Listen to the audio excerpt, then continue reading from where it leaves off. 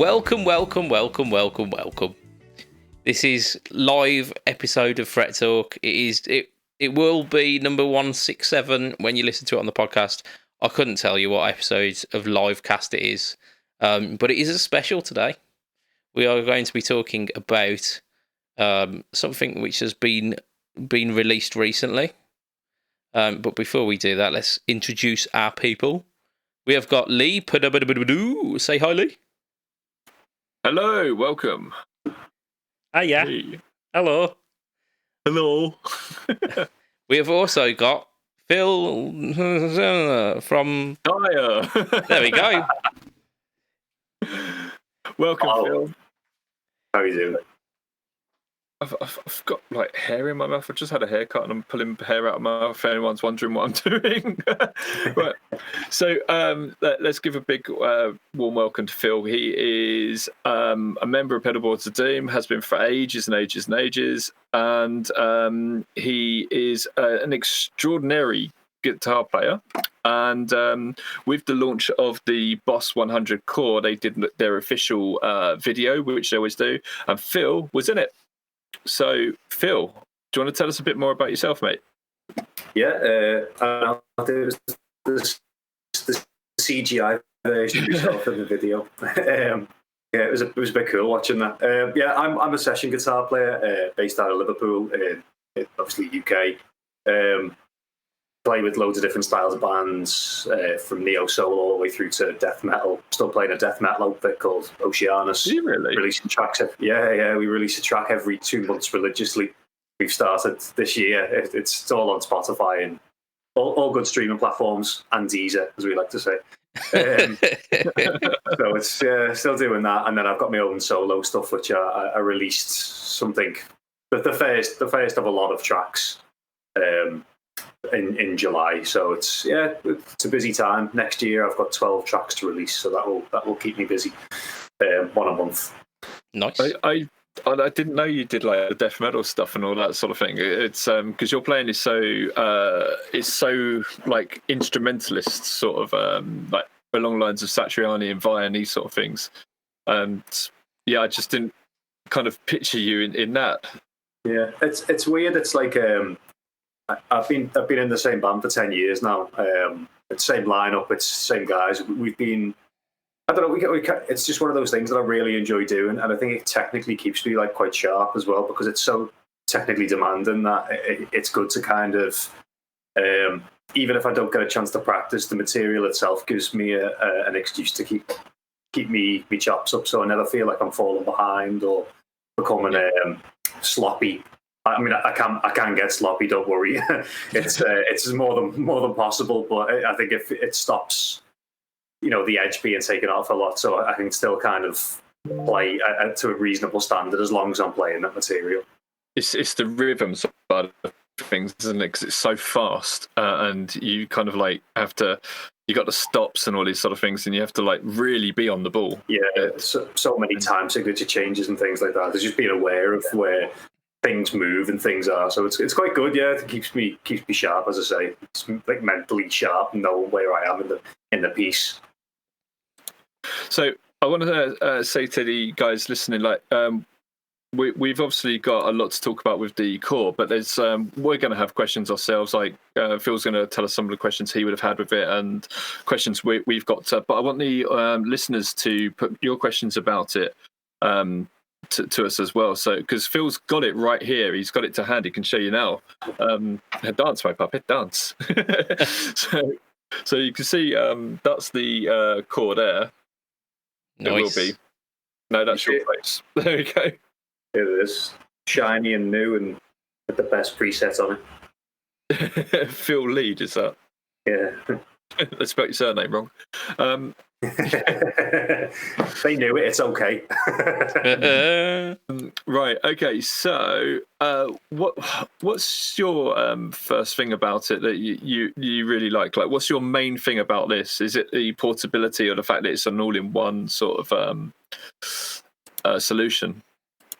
I would probably say it's the fact that it's a full unit scaled down into this form factor. I think from reading the comments I've seen on YouTube, and a lot of other places.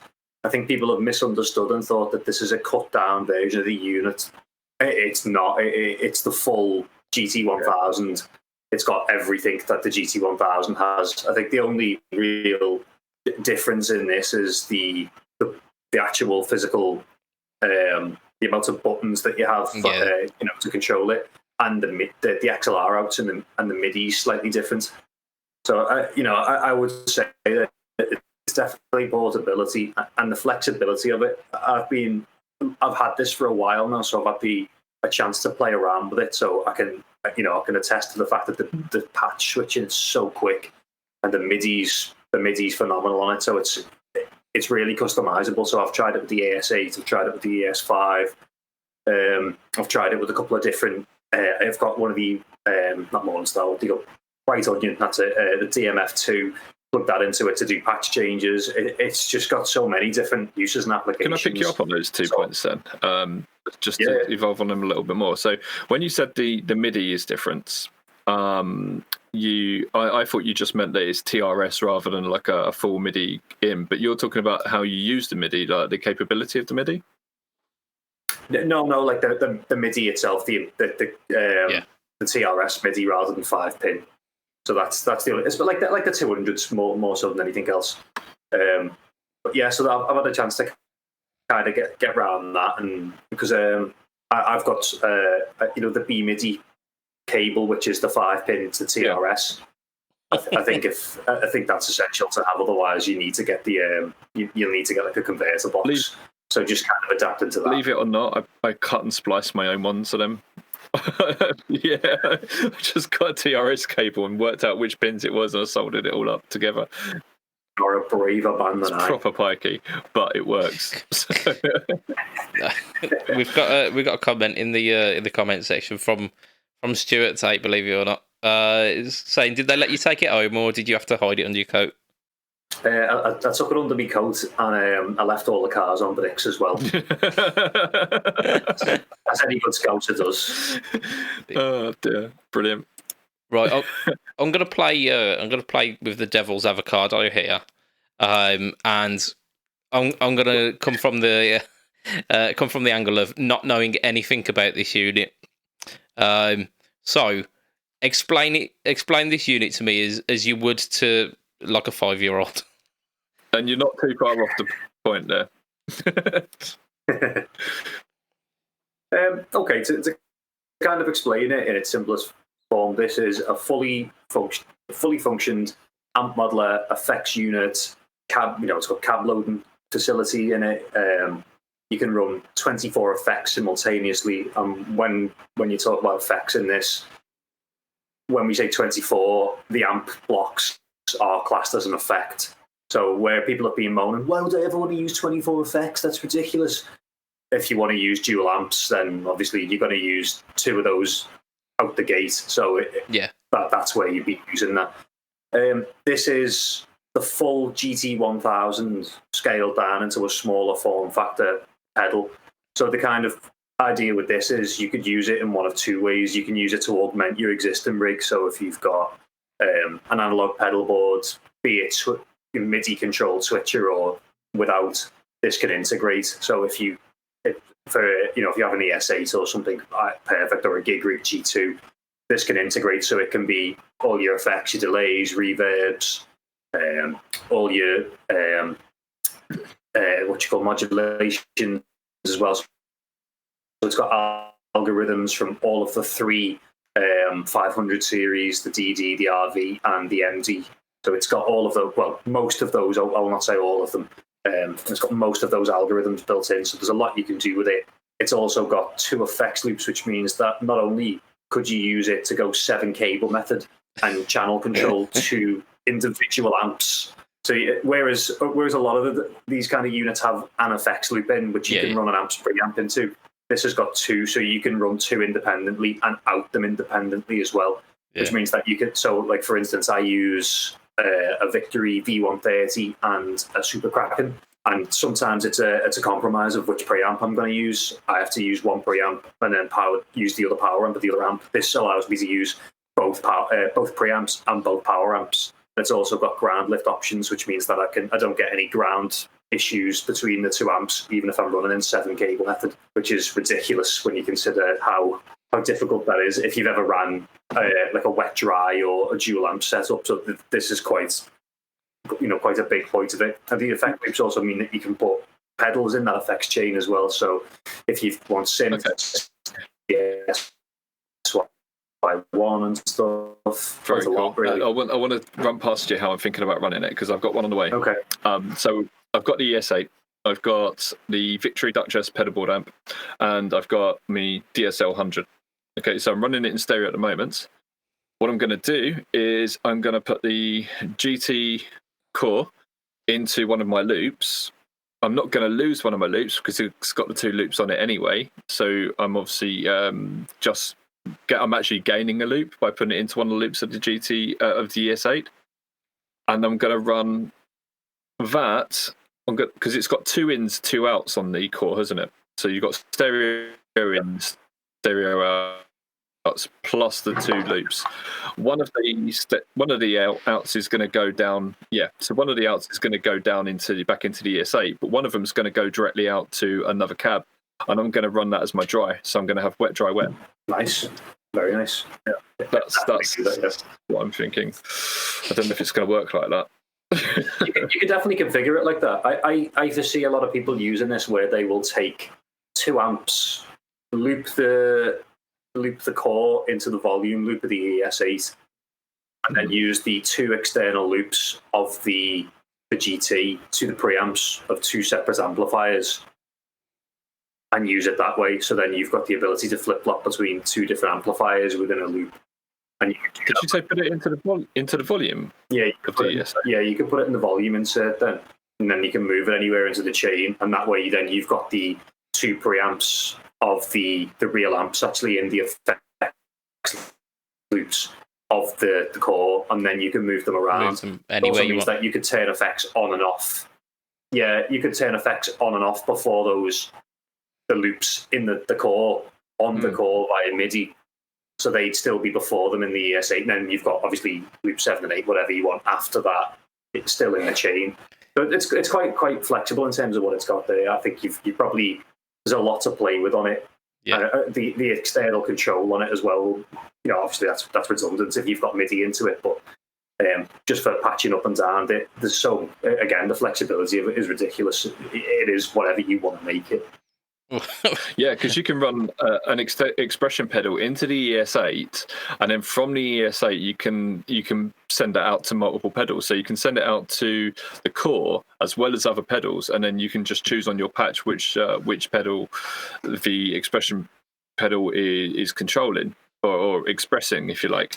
So that's how I'm probably going to do that, is just have it on one of those control outs onto there. I've also got this thing from Bright Onion Pedals to turn one of my loops into 4 loops. So I'm going to have an ES13, I guess. It's mad. It might even be more than that, because if you get the 4 loops from it, so you get the 4 loops, so you've got an ES12, and then you've got 2 loops on that. So it's an ES14 by that point. Yeah, if you run it into the volume. Yeah, absolutely. Ooh. Very cool. There's a few things I want to kind of loop back to. But again, hitting the comments, again with Stuart Tate, asking, can you run 24 phasers? Because you've got 24 blocks. No. Because you have to have the amps, don't you? Do you have to have the amps, though? You don't, do you? No, if you're going straight in, straight out, you could have 24 blocks of just phasers, couldn't you? No, not effectively. Let me have a look on the effects menu there. So the way it's set up, there are specific blocks for each thing. So let me just see if you can see this. Okay. So this is the effects chain, and there are predefined effects in that effects chain. So okay, so like, because I'm trying to think about this in terms of like what I've got available on the HX Stomp, because I can then kind of visualize it. So within the HX Stomp, there's something that comes before the blocks, which gives you like a global EQ and like a noise gate. Is that a similar thing that's Yeah, there's like global EQ and that side of thing. This differs from the HX Stomp on that, because obviously the advert would have been hilariously 24 metal zones, which was what everyone wanted. Yeah. You know, just to let's see what 24 metal zone sounds like in stereo. But no, like the way it's signed up, the way it's set up, you have specific effects. So in this, you've got like a pre-effect, which would be a wah, or you can have a volume or some kind of pitch bend, pedal bend, and then there's a compressor block, an EQ block, and then you have effects blocks. So there's effects. I think there's up to 3 effects blocks. Sorry. Yeah. So they can be your phases and your stomp boxes. Yeah. I've just found a photo of the app. So I'm just going to bring it on here because I think it will give us a little bit more clarity on that.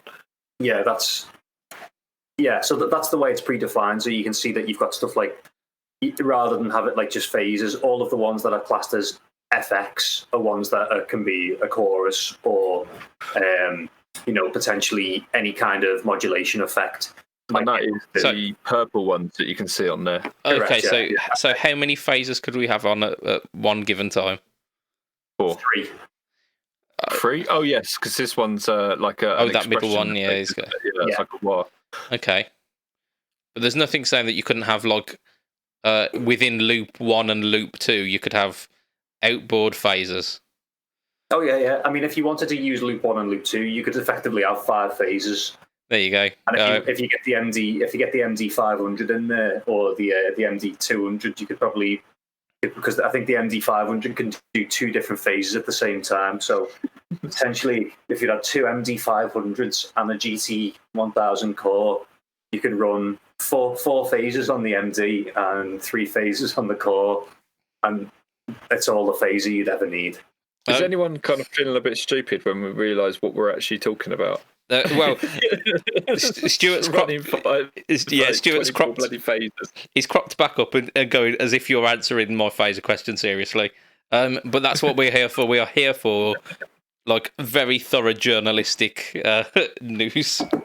I will just point out that at all times, I'm in my little home studio. I have this to hand, which is the blue Antares. This is like my ultimate go-to gain, push an amp or colour an amp box. So the Antares.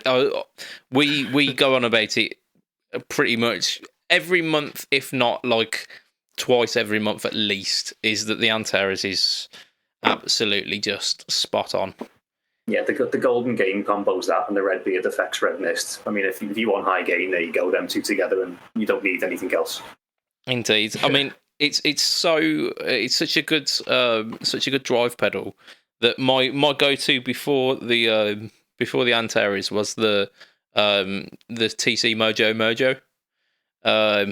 Absolutely love that pedal, and now if anyone asks me for a recommendation of a drive, it's always the Antares first. So yeah, I've got the original Antares here. This dude's going to kill me now. Shots fired. No, the Antares is great. It's much better than that because it's obviously got the blend on it as well, and it's a modded version of that sort of thing. So yeah, it's a wicked little pedal. Really is absolutely great. The Brexit is better by far. The Brexit is really my cup. It's I've been saying for years that's my favourite drive. Absolutely amazing. And tomorrow you get to hear Matt's opinion on it as well, because he on the Brexit? The Brexit, yeah, he received his before we recorded last cast, and he's he goes on it about it extensively on tomorrow's cast. But okay, rather than massaging Stuart. Stu's brought up a good point here. There are other people. Hi, Andy, by the way. He's brought up a really good point in here, which is like how many can the HX Stomp do? Now, the HX Stomp can do 6 phases at a time, but it can only do 6 of anything at a time. Yeah. And that is the big downfall of the Stomp. I was really surprised by the Stomp. Now, a lot of people are going to turn around and say, look, are you really going to need more than 6 effects at any one time anyway? Well, yeah, maybe not. But it depends on what your application is. I will say that there's like the situation. So I've played theatre shows, and I've also played like a couple of production side of things. On those shows, particularly, you need so many sounds, and it might be that you need a rotary on a Fender Twin kind of sound with reverb and delay. So even when you're thinking about it, I'm going to need a compressor. I'm going to need the Fender Twin. I'm going to need at least a tube screamer going into that. I'm going to need rotary. I'm going to need reverb. I'm going to need delay. So there's 6 already. And then if I need to put anything else in the mix, I'm completely, I'm on a loss for it there. This has the option where I can do I can change the channel of the amp as well. So I could effectively go from using a Fender Twin to, within the same patch, not just, as a different preset. I could change to using a divider to go into using like a Marshall sound, or anything heavier for that. Those kind of situations, they're the ones really where you're going to need more than 6 presets. And I do understand people going, why would you ever need 24 presets? But when you consider your amp is a preset, so that's one. And if you're going to run stereo, and admittedly a lot of people do run stereo if you're in that environment, if you're running in a digital realm, a noiseless stage. And I've played productions where it is noiseless. They don't want any sound on stage, with the exception of vocals and the drums. You're gonna need to go digital. So most people just go stereo when they go digital because it makes the most sense. So they'll go stereo XLR or stereo balanced out. So you've got 2 signal chains, and it allows you to have more control over what you do as well if you've got like a blended 2 amps. So straight away you've used 2 effects. So if you're using an HX Stomp, you've only got 4 effects left. If one of those are reverb, one of those a delay, what else are you going to use? If you need a pitch bend, if you need a tuner, you need a fade, you need a core. It's an open-ended question, really. It's kind of what you need it to do. Yeah. Let's face it, the HX, the big ones, they have more than 6. Yeah. It's the HX Stomp, the smaller version of it that is limited to 6.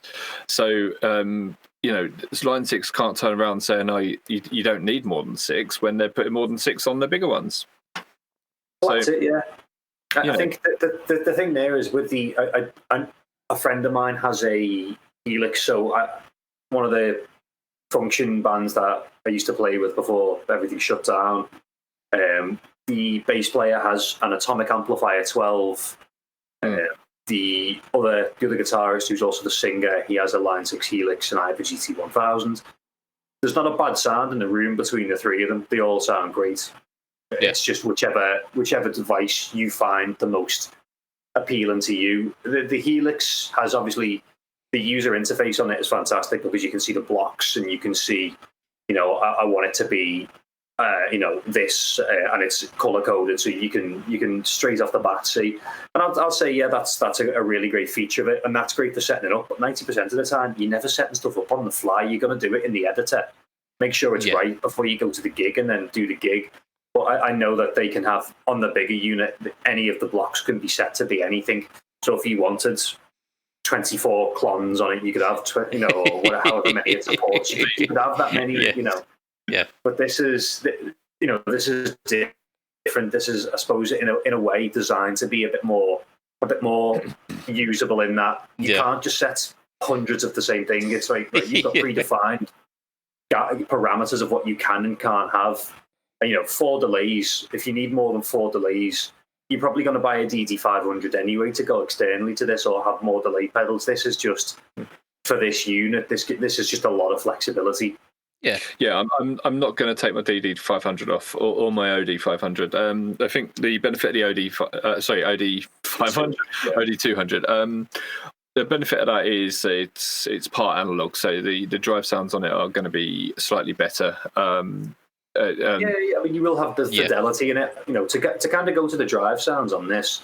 The biggest thing that I've seen, towards comments on YouTube and even with the Andertons post and a couple of other places, Sweetwater posted it, and people were saying, but it sounds like all the other Boss multi effects. And I'm like, well, not really specifically, because they've put a lot of time and effort into into getting these sounds right. And the amp modelling in it, there's not a great deal of amps in it, but the ones that are in it are exceptionally well done. So there's classic amps in there, Twins, Tweeds, Marshalls, and then there's like the Boss ones, Juggernaut and X High Gain, and they're all really, really well done. And I will say I haven't played two Kempers. I've got an original Axe FX sat behind the webcams that you can't see at the moment.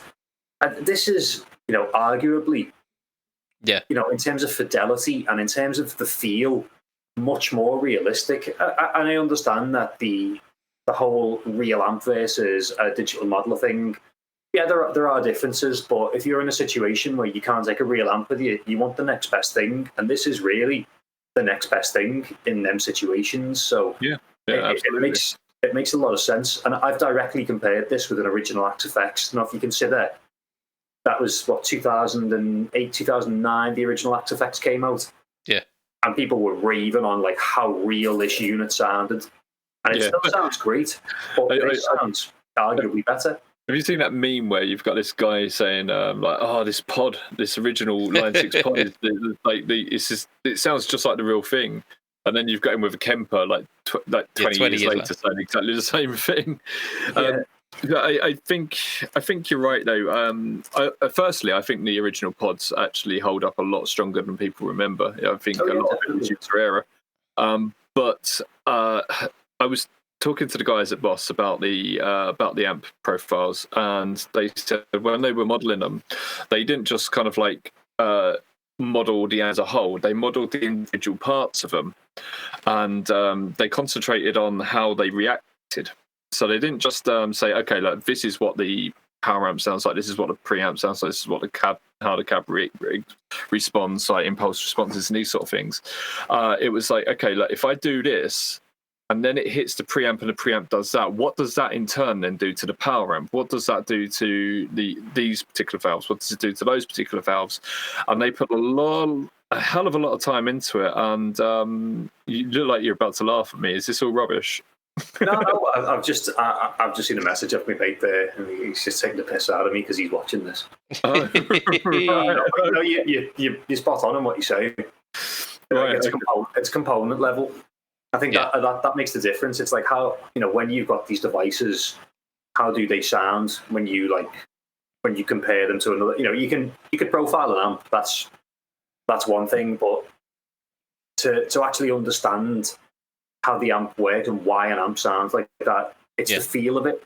A lot of the time, the biggest kind of complaint about any of the modelers is the feel, and it's there is a latency, and I am the first to notice it. Particularly if you're playing something like if I'm playing, I've got, I don't know if you can see behind me, but I've got my Victory. So we can't. Unfortunately, but we can see a cardboard box. Oh, okay, yeah, it's you can, yeah. It's the V130 anyway, so that's sat behind me. And if I'm playing that for a great deal of time, I really notice how quick it is in terms of its response and the clean channels. Very, there's no delay, there's no latency. It's just very immediate, and it's that thing. And then if you play a modeler, there's this fine level of latency, and everything has it. Nothing escapes that kind of that fidelity. And I mean, it doesn't matter how good the processing is. This is exceptionally quick.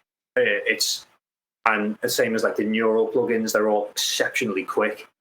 But this kind of has that other. Once you get past that thing of playing with the amp modeler and becoming accustomed with playing it, and you get past that, then the whole thing of the feel of it doesn't react, it doesn't give you the kind of feeling that you want from it, whereas this does give you more of that feel. And I think it's down to the fact that you've got the component level of it right, so you get that feeling of, sometimes you get that tube saturation, or when you really dig into one note for articulation, and a modeler will give you it at the same level as the rest of the notes, but this kind of really gives you that breakup, or where you've kind of the power scale inside of an amp, because yourself, amps sound differently depending on how hard you hit them, how loud they are. This responds differently depending on how you turn the master up. in the amp as well. So it's not just a case of it's not volume; it's affecting how that amp model works. And I think that really says a lot to it. If you've never tried that within the actual bigger 1000, try it within this, because when you turn the master, particularly on the Marshall models, you can feel the sag come into it. And obviously you've got a sag control as well, but you'll notice that the sag comes up with the unit as well. And I thought it was something that I was just perceiving that wasn't there, but the more I've dug into it, it is prevalent in the unit, and it feels a lot more natural to play. Well, I say natural, it's an electric guitar, distorted sounds, which natural to get, but you know what I mean? In terms of, it's like when I say tone's organic, that's like the worst buzzword in the world. How can it be organic? It's an electromagnetic pickup. It's about as far from organic as it gets, but it's that real sensation of analog gear. That's what this gives you. So if we were to turn up the master on the amp but turn the overall unit down, it will still get that feel, do you think? Yes, you usually got like a master volume at the end of it. I think it's the same same on the GT Core. It's got like an overall master volume, which kind of attenuates the signal at the end, isn't it? You've got your master volume for your amp, but you also have patch level, and patch level can be different between patches. And so you have that thing where you've got the whole, do I have the amp louder or the patch level louder? It depends on how you want the device to respond. Do you want that to feel like an amp that's super, super, super cranked and really going for it? Or do you want it to feel like an amp that's quite low and then have the patch level up? And it's those kind of things where you've got the ultimate freedom to set it as you want. So a couple of things I want to pick up on there. One is the patch changes. So people are saying, well, Boss is saying this has got the fastest patch changes of any multi-effects switcher ever. I have seen people say, well, hang on a minute, no one's ever complained about the switching time on the HX Stomp or any of the Helix. I think it's not the case of just going like, patch up or, sorry, you see that? Yeah. Not just a case of going like patch up or patch down or anything like that. It's more a case of, as things change in the unit, you don't notice this latency where stuff goes on, and the spillover was brilliant on it because of the DSP in it. Yeah, I was going to say, it's carryover, isn't it? Yeah. It's really, really cool, that. So, like, just for people who don't understand that, when say you've got a delay and your delay's going da da da, and you change the patch on a lot of switches, a lot of these, not switches, multi-effects. When you switch the patch, that delay will just stop. Well, on this, it will carry on. The reverbs will carry on, so you won't get like the nice wash just cutting dead. When you go into the next patch, just carries on over there, and you're already going from your lead part into your clean part, and you've still got that wash carrying on. Very, very nice. Well, the thing I do want to mention about that is, I think where you said it's the quickest patch changes, if you've tried like the Helix or the Atomic stuff, or Head Rush or any of that, when you change it, it does change, and there's not a split second of latency. They all change very quickly, but you'll notice that the effects surrounding your core tone will change as well. So if you change patch and you change a reverb, to say, you'll notice this little blip where algorithmically it's changing the patch. So you're not getting the spillover of your kind of last patch. The spillover you get in them units is the spillover of your sound getting conveyed, or and you go to a spring. Yeah, and it goes to spring. Yeah. You'll notice the algorithm change. And obviously it might not be the same for all units. So if I'm talking out of turn, I apologize. It might be different between some of the modelers. I haven't sat and tried them all side by side, so caveat that that's not necessarily for all of them, but for most of the ones that I've tried, particularly like the Atomic, because I have used that unit quite a lot, that does have the change. And the Moog GT1000 I think does a similar thing where it will change the algorithm as it changes the patch, where this keeps your original sound. So that's where the quick patch changes come in, and it's noticeable. It really is noticeable because it feels produced. Like when you listen to a record and a part ends, and it's normally where you're playing live and you're in the next part, and so like you'll change your sounds, and that scene changes. On a record, obviously you can just stop and let the delay trail out. This allows you to kind of get that feeling, but in hardware. Yeah, some people I know who have got the GT1000 who have said that they're going to order this as well. It's like a travel option. Not that anyone's traveling at the moment, but the thing that they I've just seen that comment as well. The thing that they're saying that this is the big seller for them is that carryover. It's supposed to be so good. One of the great things for me as well is this has got a tuner built into it, so I can like ditch my Boss tuner because I'll be having this as well. So that'll be nice. An extra patch, isn't it? So you are currently being trolled by Adrian Thorpe. Yeah, and I love Thorpe. I've just seen it then. Just for the benefit of our listeners, he said, "I'm so glad there are subtitles for Phil." Which is fantastic.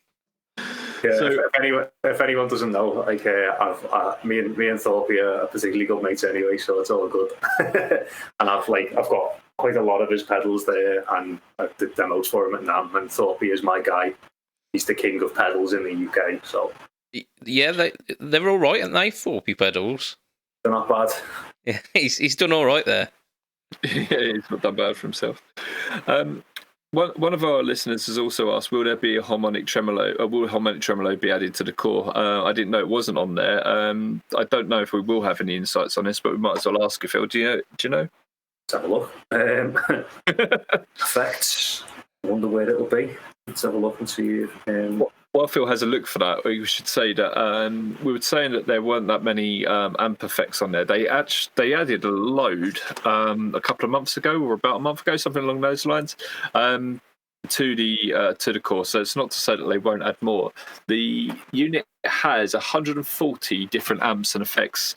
When you compare that to something like the HX Stomp, that has 300, but a lot of them are going to be the old effects come in, so they copied the stuff from like the DL4 5 series, isn't it? Yeah, so a lot of them are going to be the same, but not as good as the ones that are originally in. There's not a harmonic tremolo on that, but there is a tremolo, so I'm fairly certain that with the tremolo, and I imagine that you could probably come up with a combination of it, because harmonic tremolo is a pitch thing, isn't it? It moves the pitch, so if you had like a pitch block at the same time. Yeah, if you set up a pitch block and a tremolo at the same time, you'd probably be able to get that if you timed it correctly. You'd probably be able to. Sounds like MacGyver shit. This. I bet there's a setting in the tremolo to turn it into a harmonic tremolo. It wouldn't surprise me if there's something in there to do that. Yeah. So that's to John Lorenz. I wish I wouldn't start trying to say people's surnames. I'm crap at it. I really am. Right. Okay. So what else have we got? We've got. Okay. One of the big things for me is you were saying, but when you're on the fly, you don't really want to be changing your patches around and these sort of things. Well, the GT core has kind of like answered that a little bit, because it gives you the 5 different customizable knobs on the front. So if you do want to get down and just like change, like you would on a normal stomp box, you can. And you can do that on the fly, because every room's different. We all know that, so on and so forth. Yeah. And you might go down and just turn your SD1 gain up a little bit. But you can do that. You can program it, and you can like preempt what the bits are that you're going to want to change. And those 5 different knobs on there, you can go down and change it. Do you want to add anything to that? Yeah, I mean, it really depends on what you want to do. So if I go back into it, so just keep myself honest while I've got the unit in front of me, because obviously I don't want to talk out of turn and say that it can do something that it can't. There's a lot of stuff that you can set on the front. So in the options menu, so if I go out and go into the hardware settings, so you literally just go in menu and go into hardware settings on the front. There's an unfortunately titled menu option called knob, which is the menu option that I'm certainly named after me, the knob menu. And in there you can change it, so you can have, so for preamp, so if you're using one of the preamps off the device, so preamp 1, for instance, so say you had that set up as like, let's just say like a Fender clean, Fender twin sound, you can change it so it's the preamp 1 gain or solo switch or solo level, or preamp on or off, or you've got bass, middle, treble, sag, resonance, presence, brightness, the overall level, and then you can change it to things like any of the effects built into the unit. So you can, the first dial on it, the first knob on it could be turning the noise gate on or off, or turn the threshold on, set the release detection. You could go into the EQ and set the low mid frequency, the low mid Q, the low mid gain, whatever you want. Really, it's so customizable. There's every option that you have for every effect in the unit can be set on the front panel per patch. So if do they push? Can you? Are they like buttons as well? Yeah. Oh yeah, you can push. So I don't know if you can see this. So this is, I've gone into a menu. Yep. I've got to go over a little bit this way. Yeah. So I've gone into a menu here, and you can. Can't let me left from me right here. No, you're perfectly fine. We can see it. Yeah. So you can go in. So they're all push pull. You can go in and change every single facet of everything on it. So if you know particularly that you've got, it might be the level that you want to adjust on the fly, or it might be that you want to adjust the amount of gain that your tube screen has got. You might want to have your delay. It might be your pre-delay that you want, your reverb pre-delay that you might want to affect depending on the room you're in. It's quite a lot depending on. Like I say, every single option for every single pedal is available on the front panel. So for me personally, I would just use the amp sims, and I think by default it comes with gain, bass, treble, patch level, and the BPM. So the master BPM for, say, the delay and any of the other effects built in, so rotary or slicer. But you could change that and set that to be. So I have it set as bass, middle, and treble, like a normal amp. Really, I'm quite. Quite classic in that respect, that I'll want to use it as an amp. So this would kind of go with me on a pedal board, and I'll use this as my amp and my delays and my reverbs and anything like that. And I might bring a handful of pedals with me. So I might, as I said before, I might take a gunshot with me. I might have the Antaras with me. I might, depending on what application I'm going to be required to play. I'll take a lot of pedals with me and this at the same time and fit it onto a nano board and be able to get all the sounds I want and just treat this as an amp and post effects, so like reverbs and delays and anything like that. So it's that front panel is, again, whatever you want it to be. I've seen a lot of comments about it's not touchscreen and it's not colour. And my kind of response to that is, why does it need to be touchscreen when it'd make the unit bigger? This is about form factor. And if you're at a gig and you need to be, messing around with your effects and stuff like that, then you're not prepared for the gig that you're playing, and you should have done this already. It's customizable, and that's why you're able to customize the dials. It's so flexible. And also, I don't see the whole thing of needing a color screen on it, because why are you looking at the screen when you're performing anyway? 90% of the time when you program this, you'll do it in the editor. And when you look down, you just want to make sure what patch you're on. But I look down, I see that I'm on fill lead. That's all I want to look at. I want to see fill rhythm, fill lead as my patches.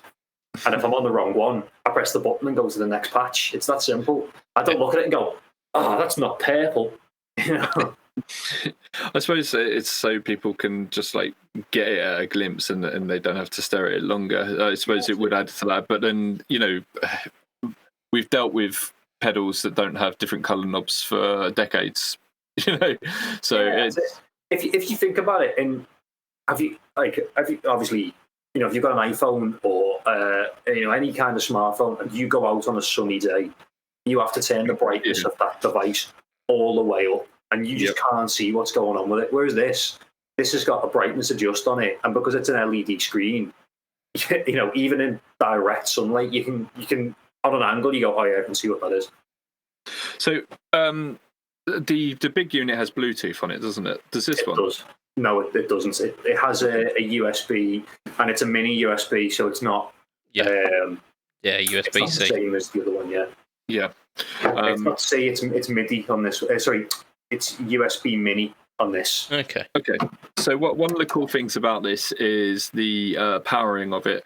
You can power it from I'm led to understand you can power it from a normal power brick, but is it AC or DC? It's DC. It says on the side there that it's DC. Right, cool. Yeah, PSB1U, which I believe is the Boss power brick, but it can be powered off a. I think someone cocked up one of the press releases because it said AC on it, and I was like, that doesn't sound right. So no, it's got the brick attached to it, so it's got that little that thing. But I have powered it off a standard power connector, and it works fine. So it is possible to power it off that. I think is that 12 or 9. So a lot of the competition takes stupid amounts of power. This has a draw of I think 640 milliamps, which is still 670 milliamps, which is still quite a bit, but nowhere near as much as the others. So it's not going to completely drain your average power brick.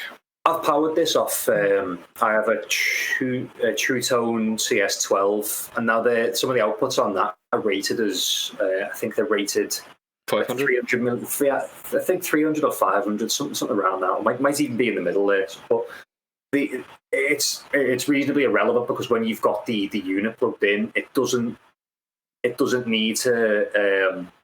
It's not limited by that number. So if you've got to say this, it will still power it off that unit so long as the total draw of the pedal. The total draw of the brick is not as high as something going into it. So it can still power a unit like this. Yeah. So some of the videos I've watched on it, people have been saying that it's partially down to it not having a touch screen and a colour screen that allows it to be powered so easily.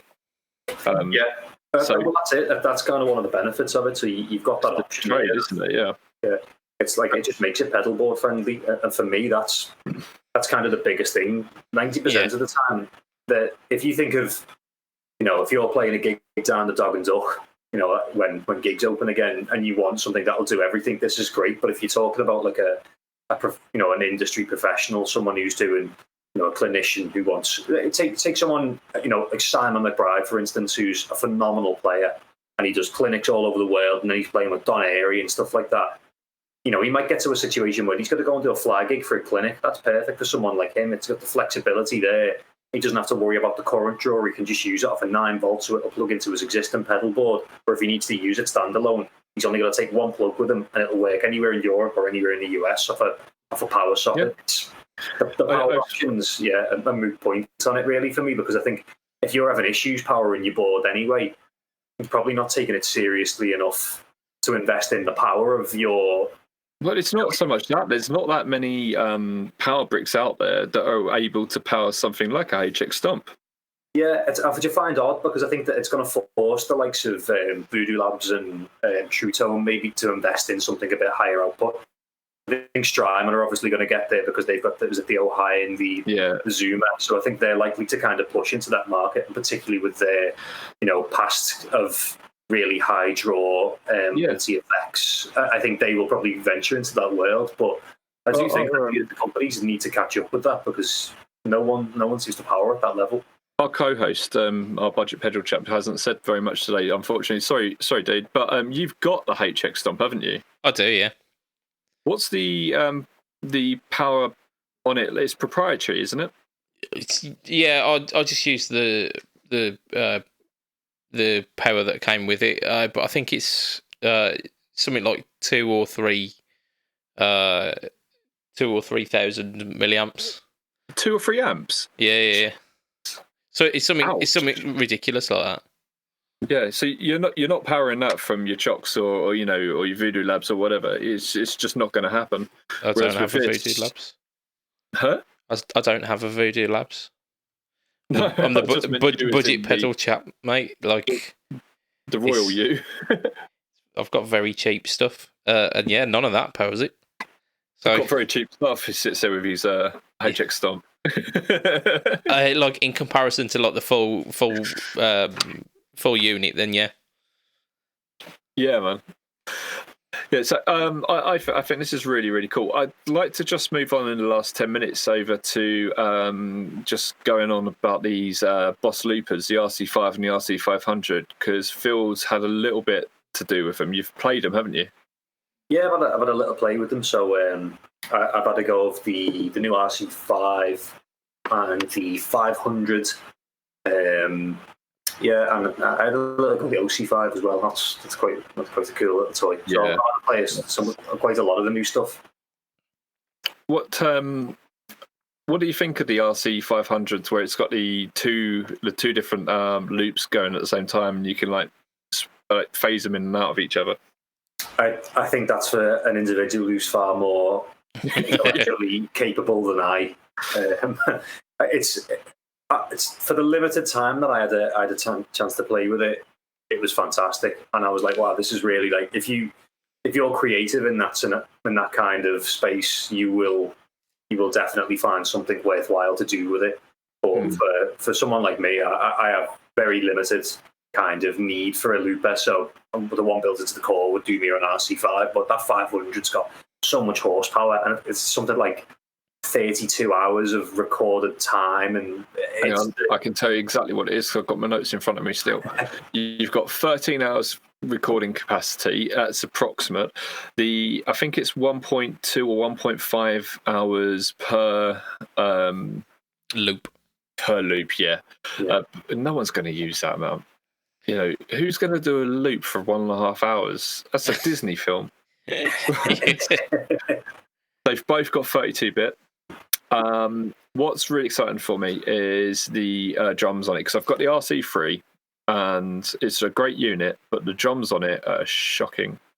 They're just not good. So the drums on this, you've got 57 different patterns. There's 2 variations of each pattern, from what I gather, and there's 7 kits that you can choose from, and I'm guessing that that's on each pattern as well. So you've got, like, I suppose you've got your jazz kit and your rock kit and all these sort of things. Yeah. On the 500, you've got 16 different kits, so you've got more than double. That I completely agree with you. When I was doing the news this week, I said exactly what you said. The 500 is for the people, you know, like the Ed Sheerans, the Kate Tunstall's, and beyond, and, you know, the guys who do the beatboxing and that sort of thing. This is going to be a game changer for them. For someone like me, I just want to emulate a bass track and then just jam over it. That's what I do with a looper. Again, it's that thing of, you know, the application of it.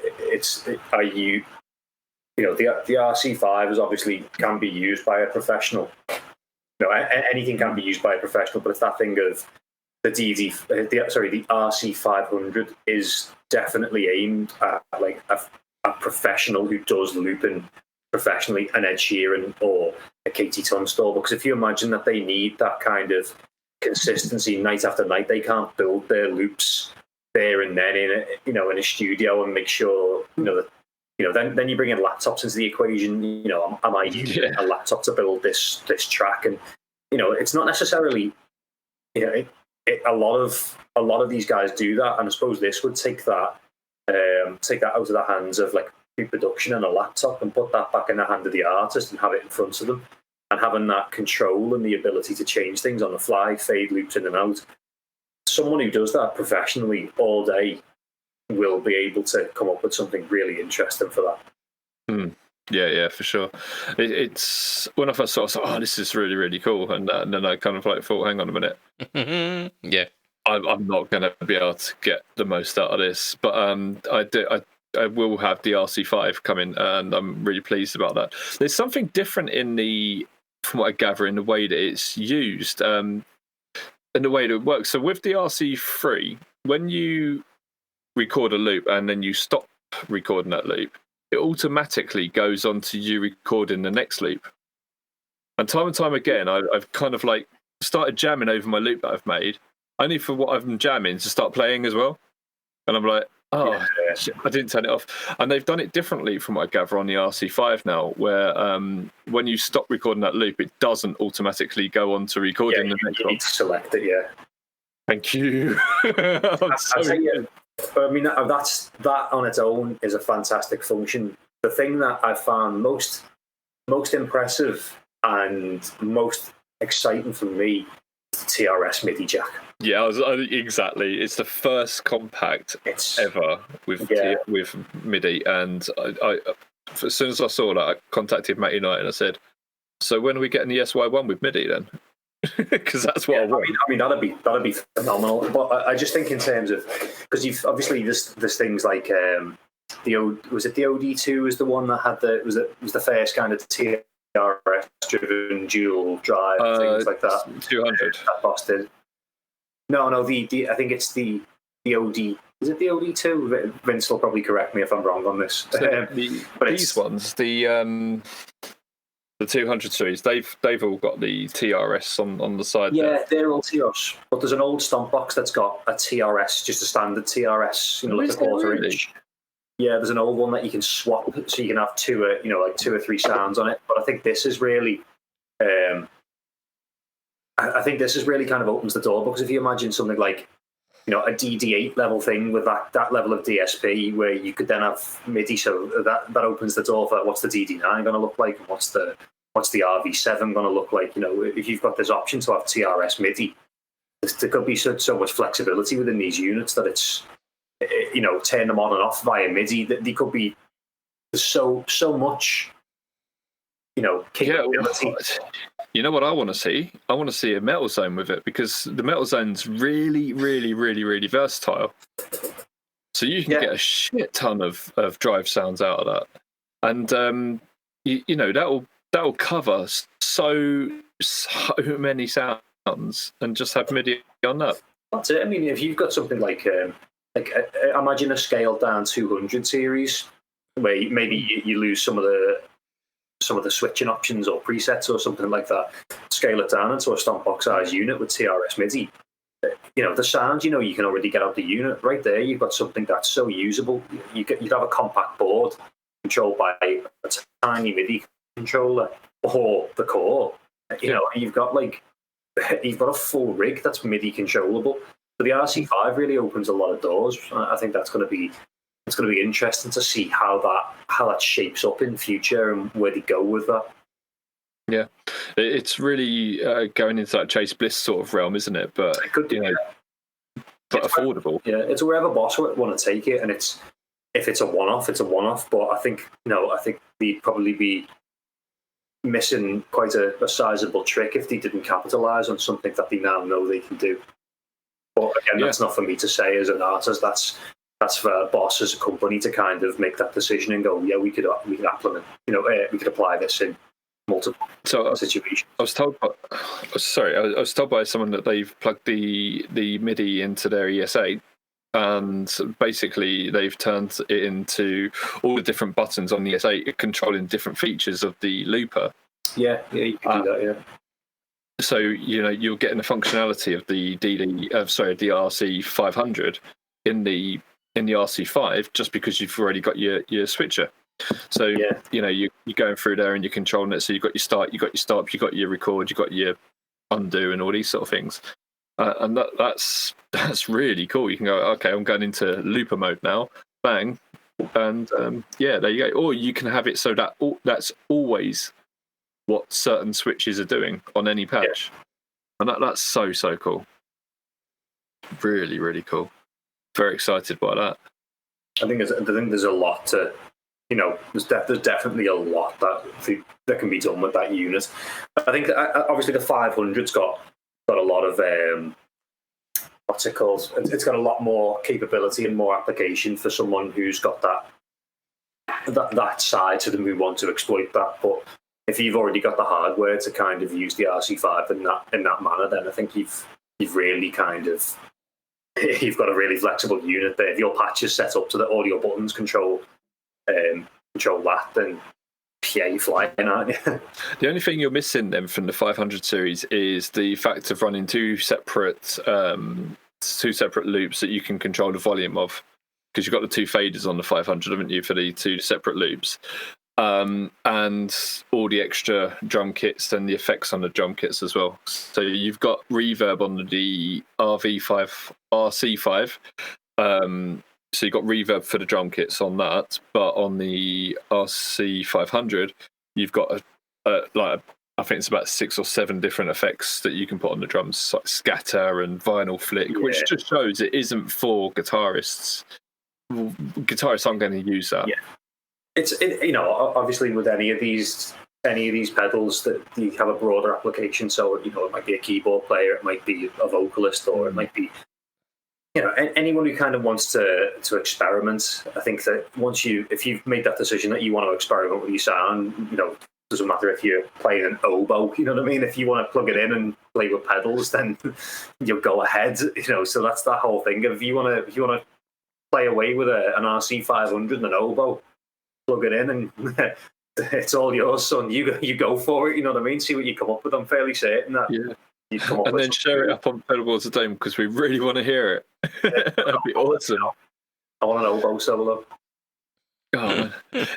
Okay, Budget Pedal Chap, is there anything else you want us to cover today? Because we're up at the hour. Do you want us to go over anything we might have missed? No, I reckon that's a show, that is. Okay. Should we do our Patreons? We shall do. Are you gonna do the scrolling thingy, Bob? Which I really need to get into, so they're going off like they do on Star Wars and Superman. Oh, like into the Ether. The distance, yeah. Yeah. All right. Okay. Shall I start them? Yeah, carry on. Let's see if I can keep up with it. These are our Patreon backers. Let's see. There we go. We've got Adam Yeomans of Chef Tone Effects, Andrew Bimson, Doug Christ of 37 Effects, Joseph Richardson of Abstraction Bands, Hugh G. Rection of My Pants, Ben Fletcher of Fletcher Pickups, and Brian Gower of the Tone Jerks podcast. Thank you, you people. You are awesome. You keep that light going. And yeah, for as little as $2 a month, you can be one of those people. So it's patreon.com/FretTalk. And Lee is now bringing in a graphic of the GT1000 core. I'm assuming that you completely forgot that I had them to bring up. That could have been handy earlier, couldn't it? Indeed. Right, so we'll do our usual plugs. But what we're going to do, Phil, is there anything that you want to plug whilst we are here? I don't want to plug. I'll before I do anything, I want to say thank you to Boss for being a fantastic company to kind of work with. I've done 2 videos for them now. I did the DD500 I did the DD8, and I've done this, and I've also done a GT1000 video, which isn't out yet, but I'm fairly certain it'll go out at some point soon. Yeah, you've been a great company to work for. So I'm really thankful that I've kind of had a chance to do that. So if they are watching, thank you very much for putting up with my unintelligible northern dialect and love of the chord G. It's a great chord. It's fantastic. One of the ones I know. G is the best chord. It's like a really good album. No, it's a really shit album name, but you should do it anyway. The Love of the Chord of G. Yeah, we used to have the guy I used to play for, Zamvolo. We used to have a thing before gigs. It'd be like, play a strong G. We'd all just say to each other, we'll get to play a strong G. At some point tonight, and it just at some point, you just get a nod off someone that you just go, yeah, I've just dropped the G.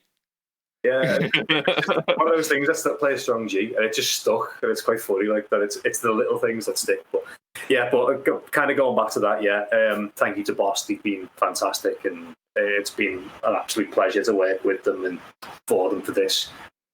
Also, in terms of plugging, go check out my shit. I'm on Spotify. I am Phil Dyer Guitar on everything. My band Oceanus, spelt Ocean, is Spotify, YouTube, all that. New tunes coming all the time. And check us out if you like guitars and shouty music. Yeah, go and watch the video that Phil did. It's really, really good. So we'll post it up later. We shared it actually. We shared it in the group earlier in the week, and we tagged you on it. But it's really, really good. You get to hear Phil play. He's a shit hot player. So, I wonder where you were going with that then. He is shit. Oh. You do not want to hear this. Get him to pack his bags and tell him to get home.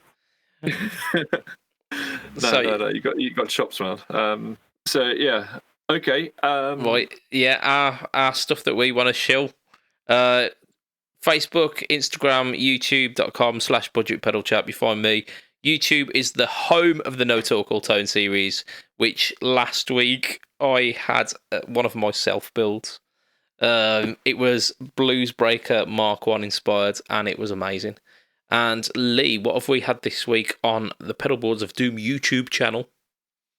News and we had the Strymon, didn't we? We had the night sky from our wonderful hands of Mikey. Mikey, what's his surname? Go on. No, I'm not doing that. No, I've already stated tonight I'm shit at surnames. Famiglietti. Huh? Famiglietti. Is that how you say it? I assume so. It's how it's spelled. Because I've had to spell it a couple of times. Yeah, he's done a demo of like first impressions of the night sky, and behind the scenes. You say it was first impressions. I don't think it really was. I think it was more like a tutorial because I learned so much from watching him do that. It was really, really good. Yeah, I think from what I heard, there'll be definitely some more coming from that. He seems like wicked excited about the night sky. So I'm quite excited to hear what he's got coming next from that. It's a pedal for creatives, that night sky, isn't it? It's very much like if you want to get lost in something and really like dig deep and create something interesting, then that's the pedal for you. It's almost like that is your board, isn't it? It's like you don't really need much else. That's going to be everything. On the news this week, we covered, obviously, the GT1000 core, which if you're still with us, you probably don't need to see that. We covered the Victory rename and the latest two cabs from Two Notes, the new Victory cabs. We covered yeah, they're good, aren't they? I'm going to be on to the guys about getting the Duchess one because I want to tally it up with my my Duchess. The 7 new JHS pedals, so the 3 Series, BMW. We've got the Boss Loopers, and we had the EXH mainframe. And what did we miss? We missed the bloody Chase Bliss Meris pedal. How the hell did I miss that? I really don't know. Tack it on to next week's. It's fine.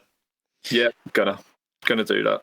So that's done a load of stuff with Tonepedia as well, but there's some more jam pedals come out with Tonepedia. You can pretty much go and try most of the jam range now, which is really, really cool. Do you like a good jam? Do like a good jam. So that's us for this week then, isn't it? So from myself, Mr. Budget Pedal Chap, from Lee Pedabadabadoo, say bye, Lee. Bye, Lee. I'm the other way. I'm the other side, mate. Every completely fucking week. mirrored camera. And from our special guest, Phil Dyer. Hey. There we go. It will be a tatty boy. A good night for this week. Ta-ra a bit. Bye-bye, all. See you later. Thanks for having me, guys. Indeed. Been a lot.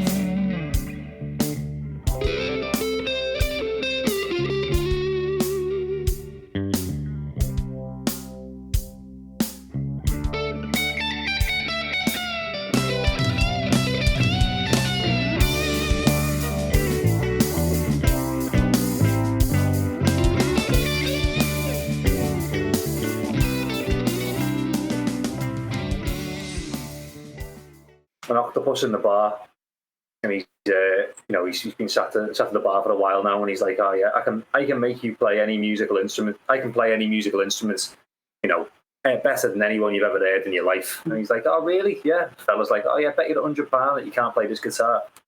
And gives him the guitar, better than Hendrix. He's like, wow, you're amazing, you octopus.